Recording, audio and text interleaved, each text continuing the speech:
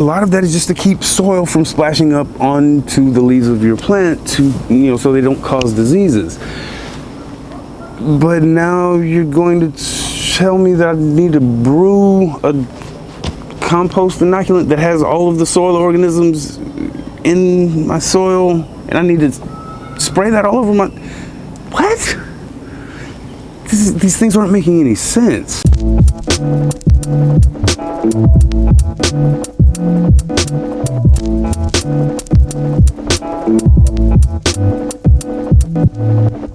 What is up, YouTube? Welcome back to the channel. I'm JP and this is The Working Man's Garden. Today I want to talk to you guys about compost tea and cover crops. Quite frankly, they have a lot to do with each other. Compost tea absolutely works, but it's just a lot of extra steps, in my opinion, that don't need to be taken. It's a whole 24-hour process that does not need to happen. And I want to talk to you about that right now. Okay, yes, I totally get that I'm overdressed to be gardening, but I'm not gardening, I'm making a video. Me and another YouTuber, we end up in a lot of the same Facebook groups. Someone asked if compost tea was something that was effective. And I simply stated that you could literally get the same effect from just putting the compost, if you have the compost. Now, I'm not referring to products that you may purchase, like, compost tea that you buy, because those are gonna have organisms in there that you may not have in your soil. Although, if they're not in your soil, they're probably not gonna do very well in your soil after you introduce them. That's just kind of one of those things that balances itself out. Nature tends to do that. Let's talk about what compost tea really is. Compost tea is putting a finished compost into whatever vessel, say a 5-gallon bucket, with an air stone, something to agitate or aerate that water, and then molasses, unsulfured molasses, horticultural molasses. You can get it dried, you can get it in big gallons. I've got 2 gallons of it in my front shed, and then a big 5-gallon bucket full of the dried stuff. And I don't necessarily use it because, quite frankly, soil can only support as much life as it can support. The whole idea is that you're breeding organisms, life, bacteria primarily, because molasses is pretty much pure carbohydrate. It's like 75% carbohydrate. And that is what organisms would consume. That's why in the compost pile, you build a compost pile. The nitrogen becomes the lifeblood of the organisms, and then the carbon becomes the food for the organisms. Nitrogen is the lifeblood. The carbon rich materials becomes their food, and then you have this explosion of microbial life, bacterial life, fungal life, and that's great for soil. When you take that finished product and then you go put it in a sock or a pillowcase, and then you add more of a carbon-rich material and aerate it, breeding more of those same organisms in an aerobic environment. The reason you would want to aerate it is so that you don't end up breeding too many of the anaerobic bacteria, which include things like E. coli, salmonella, I believe listeria is an anaerobic bacteria. So all of these things that are potentially harmful to us, you don't want to be breeding those in an anaerobic environment. So that oxygen stone or whatever kind of aeration you're going to use is definitely going to be your best friend. But all of those organisms, particularly E. coli and salmonella, while they are anaerobic bacteria, they're facultative anaerobic. So it doesn't mean that they don't exist. It just means they don't hyper proliferate. They're not going to go into overdrive and just be bonkers, but they're still going to be in some quantity in that compost tea. And to me, that sort of begs the question, how much air do you need in a 5-gallon bucket of compost tea? Is a small little fish tank stone, is that sufficient? Or is that still, kind of leaning more towards anaerobic? Because, I mean, you have to have so much oxygen to support fish in a fish tank, so why wouldn't you need so much oxygen to support and be sure that that anaerobic bacteria aren't going to thrive in that situation? So that's kind of it's a calculated risk that I'm not really willing to take when there's a much easier alternative. Also, a lot of people will tell you, oh, hey, you're getting the soluble nutrients out of that compost.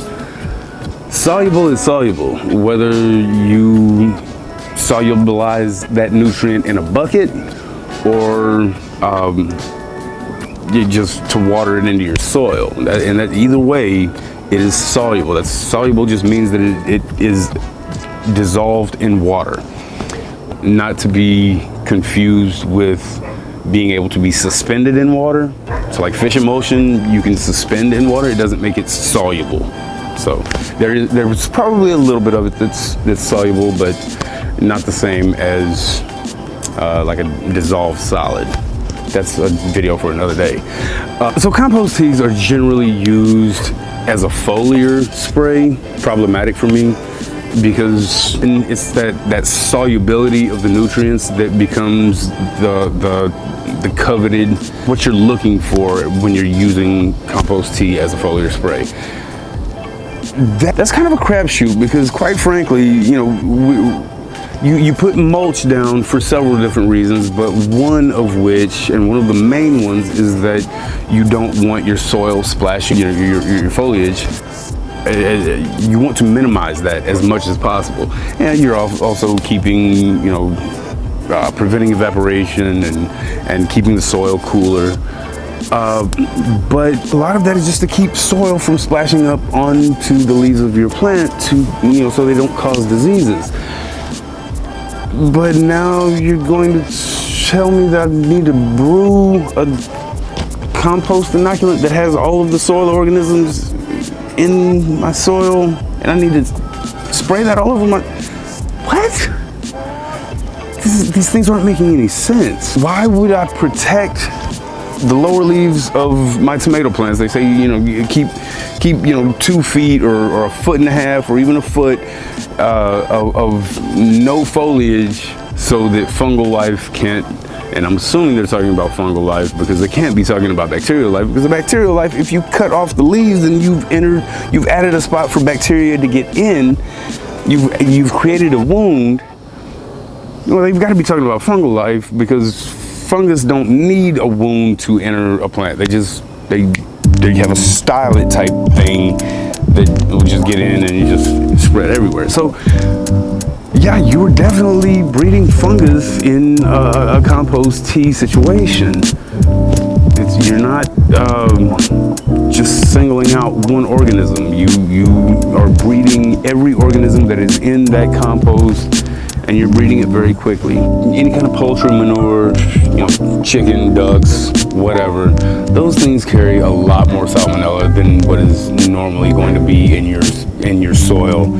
And yes, the salmonella, E. coli, listeria, all of it is in all of our soil. It's just that it's not allowed to proliferate to quantities that could be harmful. All of those organisms exist in our guts in very, very small quantities. And I'm not saying that the compost tea doesn't work.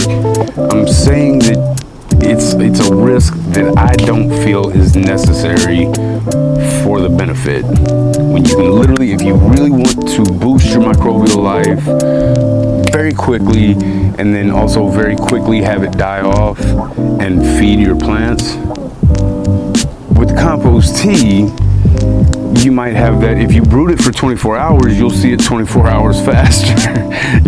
So depending on how long you brew your compost tea, that is how long of a jump start you're gonna get. And if you just gone and put whatever horticultural molasses or unsulfured molasses on your soil with the compost, will accomplish the same thing.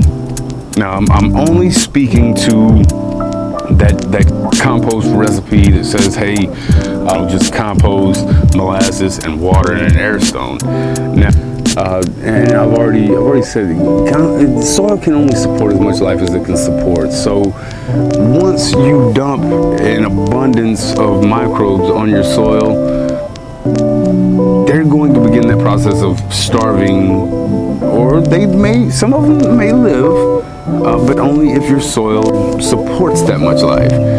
And chances are, if it supports that much life, it's already got that much life. So you're just adding a bunch more organisms that are probably going to die pretty quickly. Then they'll be consumed and excreted, and then those nutrients bound in the bodies of those organisms will quickly be available to your plants, probably within the week.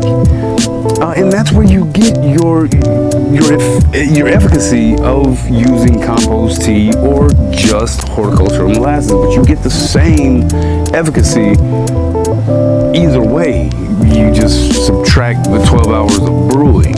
So another conversation that I was having on Facebook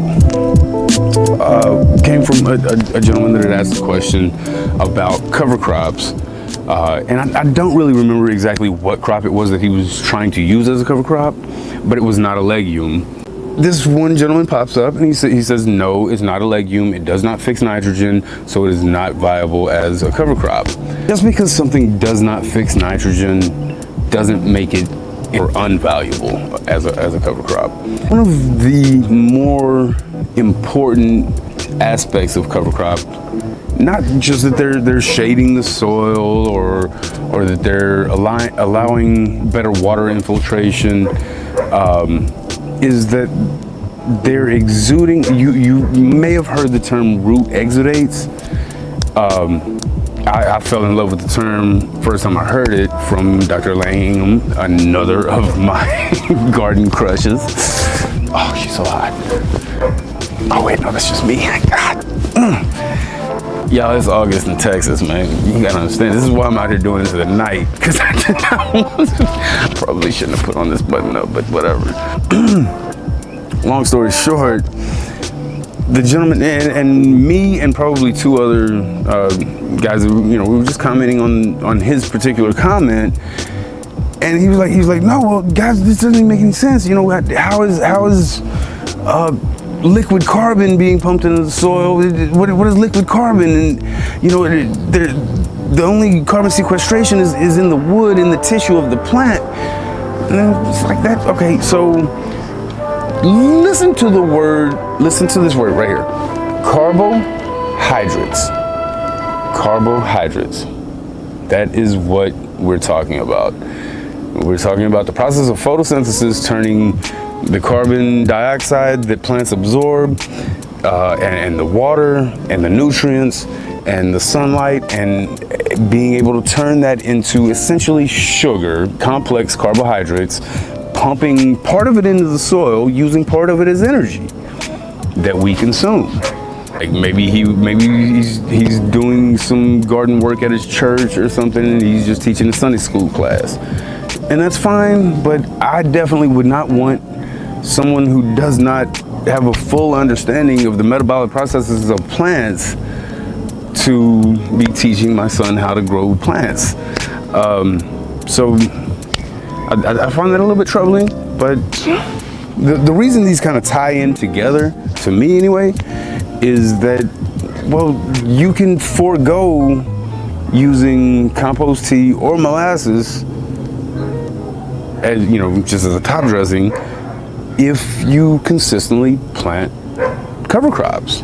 Keeping a living root in your soil will keep actual carbon or carbohydrates, the carbohydrates that are intended to feed these organisms in the soil,